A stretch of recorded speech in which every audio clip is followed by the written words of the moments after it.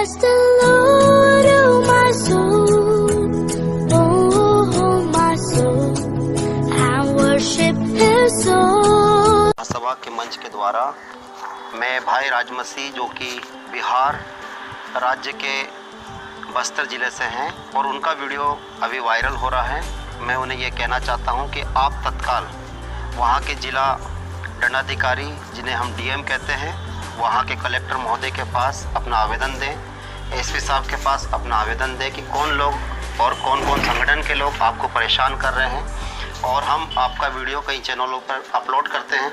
अगर राजमसी ब्रदर आपको और आपके परिवार को अगर किसी प्रकार से हानि, जान मान की हानि होती है, किसी प्रकार की क्षति होती है, आपके साथ किसी प्रकार की मारपीट होती है, तो आप अभी पहले से ही उनके सारे नाम लिख के तत्काल आप आवेदन टीआई साहब के पास में, एसपी साहब के पास में और कलेक्टर साहब के पास में दे दीजिए।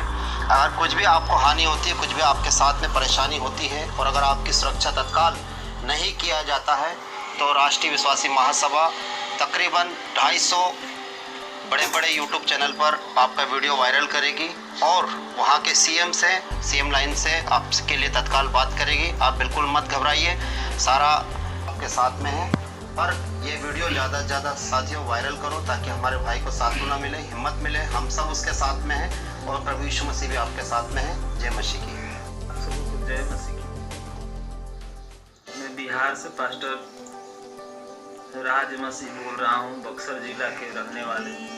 बक्सर से 20 किलोमीटर दूरी पर मैं सेवा करता हूँ सेमरी गांव में। और यहाँ पर 27 तारीख से ही बहुत सारे फोन आ रहे हैं, धर्म परिवर्तन कर रहा है, लोग अशब्द बातें बोल रहे हैं और कई मुझे बहुत ज़्यादा टेंशन हो रहा है। साथ ही में 28 तारीख को बहुत सारे फ़ोन आए, अशब्द बातें, अभद्र गालियाँ लोग दे रहे हैं, कमेंट कर रहे हैं मेरे मोबाइल पर, व्हाट्सएप पे गंदी गंदी गालियाँ लिख कर भेज रहे हैं। पता नहीं कैसे नंबर मिल गया है। और साथ में कल शाम को मैं एक विश्वासी के साथ बाज़ार में सब्जी खरीद रहा था, उतने में कुछ लोग आए और मुझे ज़बरदस्ती पकड़ करके मोटरसाइकिल पे बैठा कर 1 किलोमीटर दूर एकांत में ले जाकर वहीं पर मारे और धमकाए कि आज के बाद चर्च नहीं चलाना, नहीं तो तुम्हें जान से मार देंगे। और आज 29 तारीख को बहुत सारे फ़ोन के द्वारा जान से मार देने की धमकी दी जा रही है और मैं बहुत संकट में पड़ा हूँ। इस परिस्थिति में कोई मदद नहीं कर रहा है। कुछ विश्वासी यहाँ पर हैं जिसको गांव के लोग दबाव दे रहे हैं कि तुम्हें कुछ नहीं बोलना है, नहीं कुछ करना है। अब आप ही लोग बताइए कि मैं क्या करूं? हमें समझ में नहीं आ रहा है। मैंने लोगों से ये तक बोला हूं कि अगर मुझे जान से भी मार दो तब पर ही मैं यीशु के लिए पीछे नहीं हटूंगा। अब प्रार्थना आप कीजिए, साथ में हमें और सहायता की ज़रूरत है और मेरी सहायता कीजिए ताकि मैं प्रभु यीशु की सेवा को और प्रभु की इच्छाओं को पूरा कर सकूं।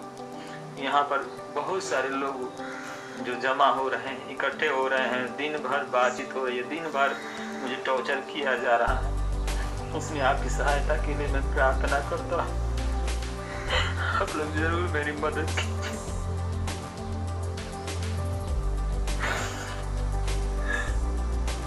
आप लोग जरूर मेरी मदद कीजिए। मैंने एक छोटा सा इस वीडियो बनाया है ताकि आप मेरे दुख को समझे। दर्शकों जब मैं अकेला हो गया और मेरी मदद करने वाला कोई नहीं है,